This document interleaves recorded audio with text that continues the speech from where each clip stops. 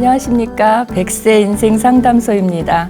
오늘도 어르신들과 그동안 상담 나눴던 사례들을 통해서 어르신들의 생활과 고민에 대해서 이야기 나눠보겠습니다. 요즘 어르신들 같이 만나시면 어떤 말씀 나누시나 제가 귀 기울여 드려봤는데요. 어르신들이 아들이 결혼을 안 해, 딸이 결혼을 안 해, 이런 말씀들 많이 하세요.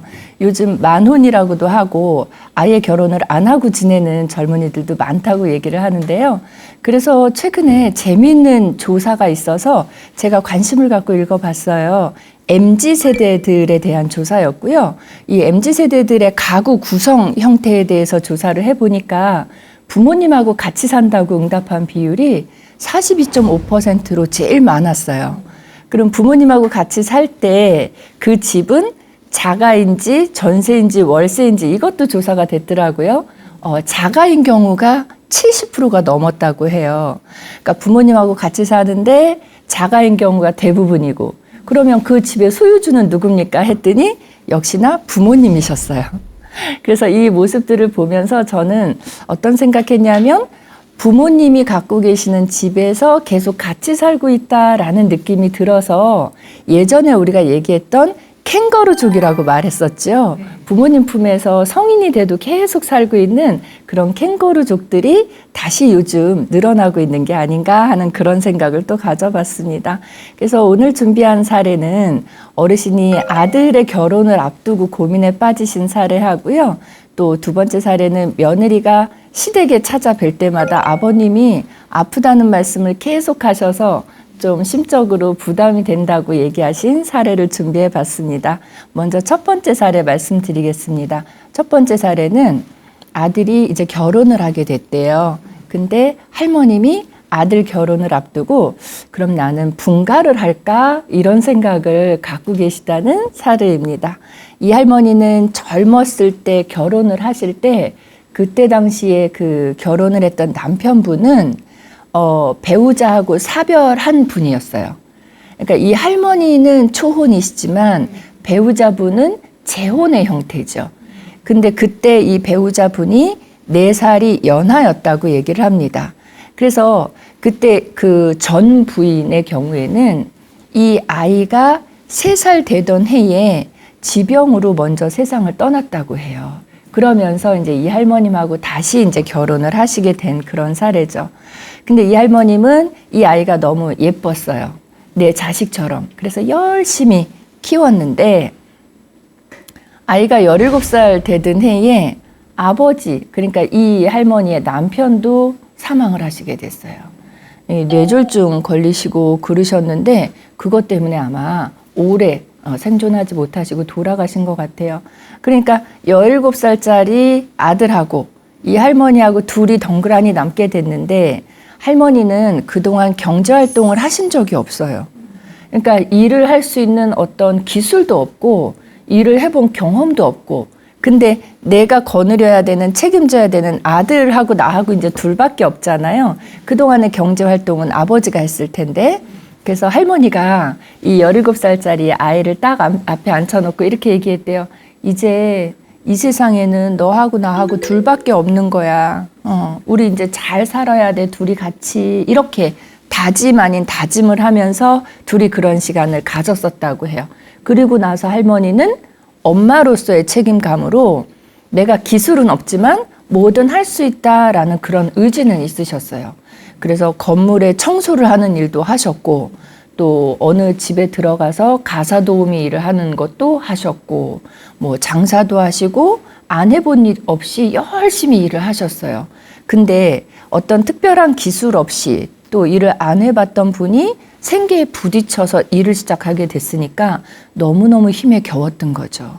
그래도 열심히 했는데 아들이 고등학교를 졸업하고 대학을 들어가야 되는 딱 그 시점이 왔을 때 아들이 그러더래요.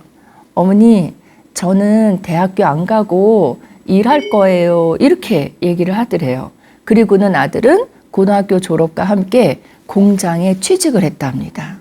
할머니 마음은 엄마의 마음으로서 아들이 공부도 하고 계속 승승장구했으면 좋겠는 마음도 한편에 있지만, 아들이 또 막상 취업을 해서 수입이 생기다 보니까 아들에게는 좀 미안하지만 그래도 내 짐을 조금 더는 것 같은 느낌이 들어서 어깨가 조금 가벼워졌다고 해요.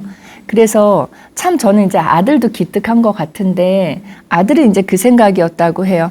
어머니 공부는 나중에 또 할 수 있어요. 근데 뭐 틀린 말은 아니지만 그래도 엄마 마음엔 미안한 마음도 있죠. 그래서 이제 아들도 열심히 일하고 할머니도 열심히 계속 일을 하셔서 집이 이제 자리를 잡기 시작했어요. 그런데 얼마 전에 아들이 결혼할 사람이 생겼다고 하면서 여자친구를 인사를 시켜주더래요. 그래서 할머니가 마음이 너무 이제 편안한 마음이 되신 거예요. 우리도 둘만 지내던 집이었는데 가정을 꾸리게 됐구나, 식구가 늘어나겠구나 이런 생각이 들면서 그러면 이 아들이 나 같은 엄마를 만나서 그동안 고생이란 고생은 온갖 고생을 다 하면서 살아왔는데 내가 그럼 과연 어머니로서 아들에게 해줄 수 있는 건 뭐가 있을까에 대해서 생각을 하신 거예요. 아들의 결혼이라는 어떤 그 일대의 계기를 그 기점으로 해서 내가 뭔가를 해줘야 되겠다라는 생각을 하시고 곰곰이 생각하신 끝에 그러면 내가 집에서 분가를 해야 되겠다. 아들이 알콩달콩하게 신혼생활을 즐겁게 보낼 수 있게 내가 분가를 해주고 새 사람이 이 집에 들어오면 아들이 참 행복하게 지낼 수 있을 것 같다라는 생각을 하시고요. 분가를 하겠다고 아들한테 얘기를 했대요. 아직은 결혼하기 전이거든요. 너 결혼하면 엄마는 분가를 하려고 해. 그러면서 너 이 집에서 새로운 생활을 잘 시작해봐 라고 말씀하면서 그동안 모아놓았던 돈이 들어있는 통장도 아들한테 넘겨줬대요. 이거로 새 출발해라 라고 저는 그 엄마의 마음이 충분히 느껴지는 것 같아요. 그래서 이제 아들한테 해줄 수 있는 거를 다 해주고 싶으셔서 그렇게 하셨다고 합니다. 그랬더니 아들이 어머니 저는 결혼을 하면 어머니랑 더 행복하게 같이 살 계획을 갖고 있었어요. 어머니 분가하신다는 말씀은 하지 마세요. 저희하고 같이 사셔야 돼요. 이렇게 아들은 또 얘기를 했다고 합니다. 할머니는 분가할 생각이었지만 아들은 또 반대 의견, 같이 살자고 얘기를 했어요. 이 얘기를 들으면서 할머니가 계획했던 거하고 다른 의견이긴 했지만 왠지 마음은 참 좋더래요. 아들이 어머니 그러세요. 나가서 사세요. 이게 아니라 어머니 저희랑 같이 사세요. 이렇게 얘기를 해주니까 너무 고맙고 좋더라고 합니다. 근데 할머니는 생각하셨던 게 있잖아요. 내가 계획했던 게 있는데 아들은 그거에 반대 의견을 얘기를 했으니까 저희하고 상담하시면서 선생님 저 어떻게 해야 될까요? 어떤 게 좋은 방법일까요? 이렇게 질문을 하셨어요. 이 사례를 들으면서 어머니의 마음 또 아들의 마음 서로를 위하는 따뜻한 마음이 느껴지는 그런 사례였고 과연 남남이 만나서 한 가족이 되고 한 가족이 된 채로 이렇게 끈끈하게 애정을 표현하면서 사는 가정이 얼마나 될까 이런 생각도 또 들었거든요. 그러면서 어떤 생각도 했냐면 어머니라는 그 어떤 우리 존재감이라고 얘기하는데 어머니로서의 마음도 충분히 느껴졌어요. 자식을 위해서 모든 걸 다 해주고 싶어 하는 마음이 절절하게 느껴졌는데 문제는 과연 자식을 위해서 부모 입장에서 모든 걸 다 해주는 게 가장 잘한 선택인가에 대해서는 생각을 해봐야 돼요. 나는 해주고 싶은 마음이어서 이렇게 해준다 하지만 받는 입장에서 그게 나의 행복이 아니라고 얘기를 한다고 하면 다시금 한번 생각을 해보셔야 되지 않을까 하는 생각도 들었거든요. 제 생각에는 이제 가족이 한 명 더 늘었으니까 세 분이서 더 행복하게 사시는 것도 계획 속에 넣어보셨으면 어떨까 하는 생각도 들었고 만약에 할머니가 시골에 가서 사시겠다고 지금 생각하고 계시는 거거든요. 그러면 귀농에 대한 계획을 세우신 바가 있으신지 그 얘기도 한번 나눠봐야 될 것 같아요. 어르신이 너희한테 내가 피해가 될까 봐 나는 분가를 하겠다 이런 어투로 말씀을 하셨다면 아들은 상당히 불편할 거예요. 어머니가 우리를 피해 주느라고 나가시는구나 약간 떠밀려 나가신다는 그런 느낌이 들면 아들도 불편할 것 같아요. 그래서 제 생각에는 이 어르신이 만약에 귀농에 대한 생각을 하셨다고 하면 이거는 너 때문에 내가 나간다. 그러니까 누구 때문에 내가 나간다라는 뉘앙스를 풍기시면 안 되고 나 옛날부터 귀농해서 생활하고 싶었었어. 근데 지금 마침 그게 때가 된 것 같아서 내가 지금 해보고 싶은 거야. 이런 뉘앙스로 말씀을 하신다면 아들의 마음도 좀 가볍지 않을까 하는 생각인데 지금 상담할 때 제가 들은 그 뉘앙스로는 어머님이 나 귀농을 옛날부터 하고 싶었어서 꼭 할 거야 이 의미가 아니고 너 잘 살으라고 내가 피해 주는 거다 이런 뉘앙스로 말씀하신 것 같아요. 당연히 아들은 불편하죠. 부담스럽죠. 그래서 다음번에 아들하고 이야기하실 자리가 마련이 되신다면 제 생각에는 아들에게 그렇게 한번 말씀해 보시면 좋을 것 같아요. 나 옛날부터 시골 가서 사는 게 꿈이었는데 야 우리 그동안 먹고 사는 게 너무 바빴잖아. 그래서 나 못했었어. 근데 이제 너 결혼하니까 나는 너 혼자 있지 않고 누군가랑 같이 있으니까 난 좀 홀가분하게 갈 수 있을 것 같다 예 라고 하면서 귀농을 한번 해보시는 것도 괜찮을 것 같고 귀농 생활을 즐길 만큼 즐기셨다고 하면 그 다음에는 다시 서울로 올라오시는 것도 괜찮을 것 같아요.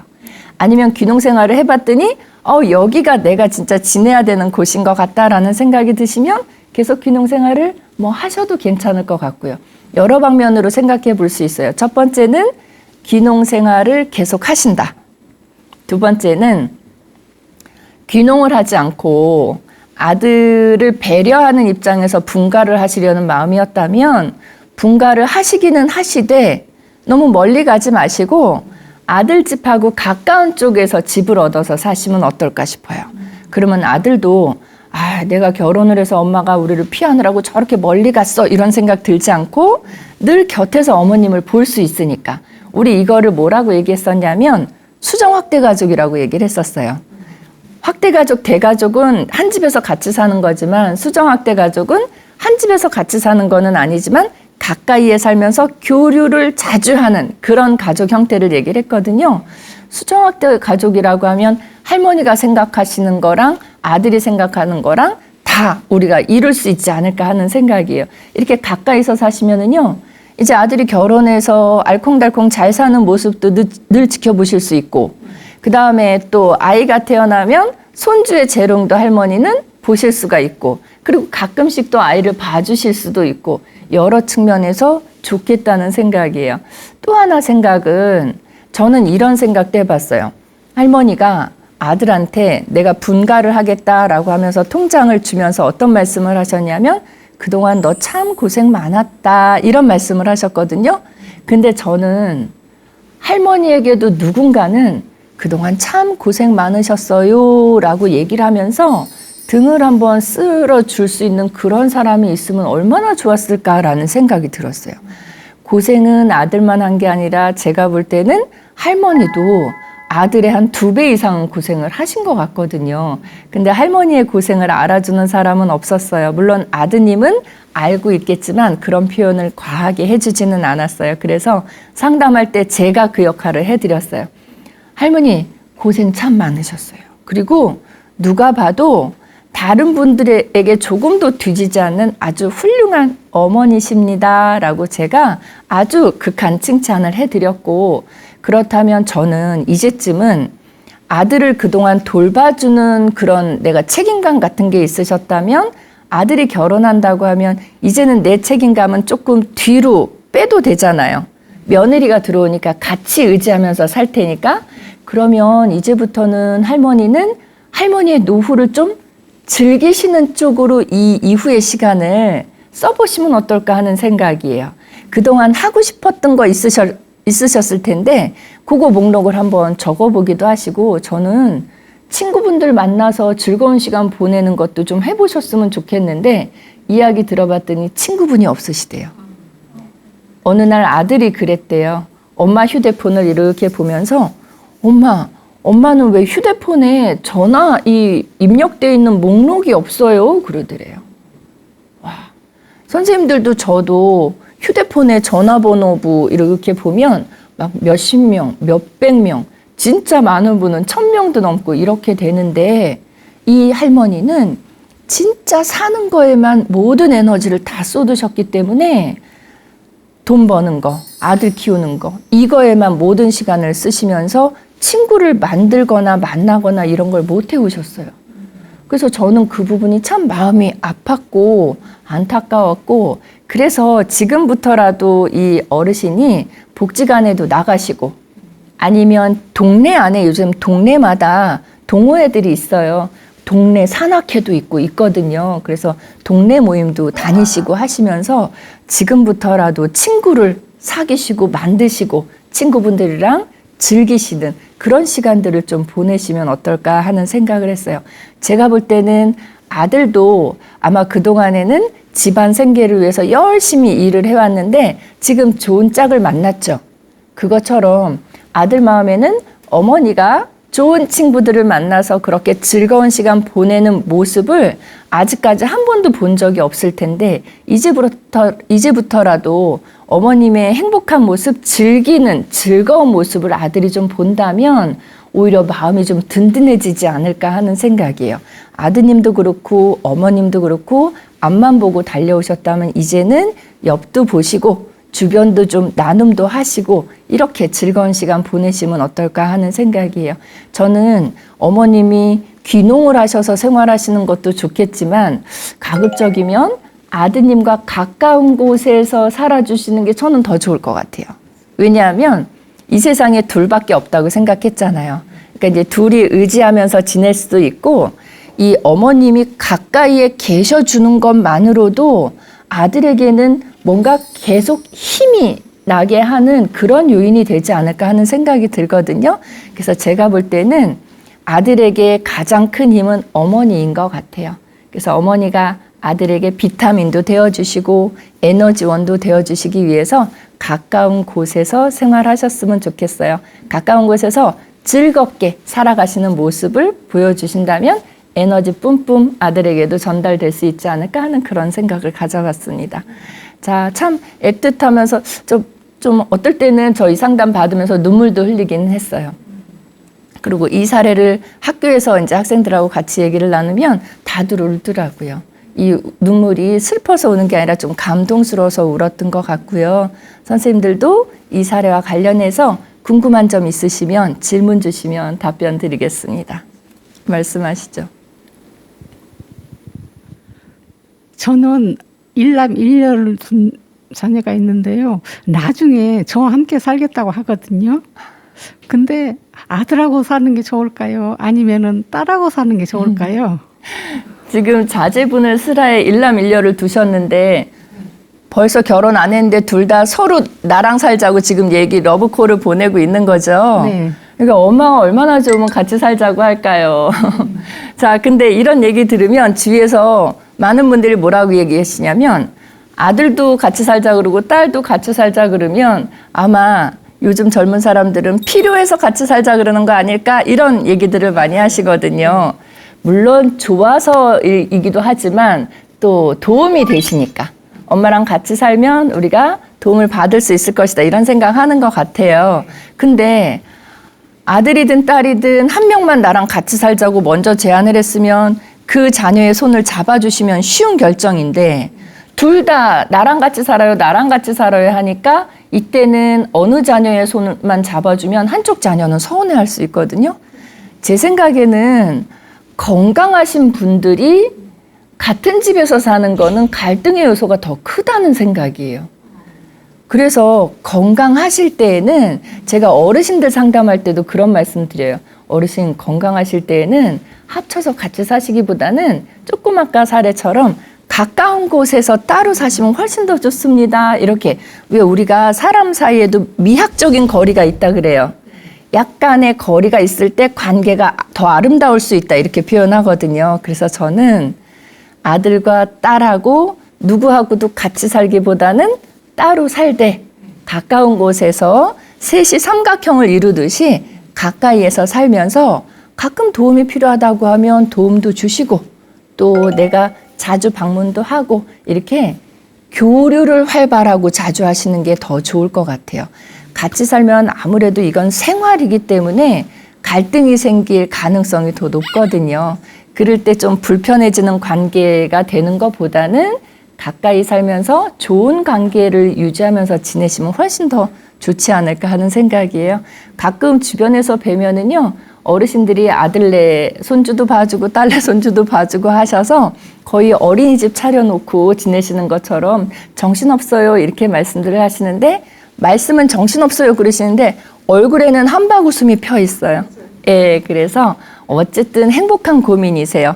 둘 다 엄마 싫어요가 아니라 저희랑 같이 살아주세요 라고 말씀하시니까 아주 좋은 케이스라고 생각이 듭니다. 그렇게 가까이 살면서 교류를 활발히 하시면 좋을 것 같습니다. 자, 첫 번째 사례에서는 서로에 대한 애틋한 마음을 우리가 간접적으로 느낄 수 있는 엄마와 아들의 그런 이야기였습니다.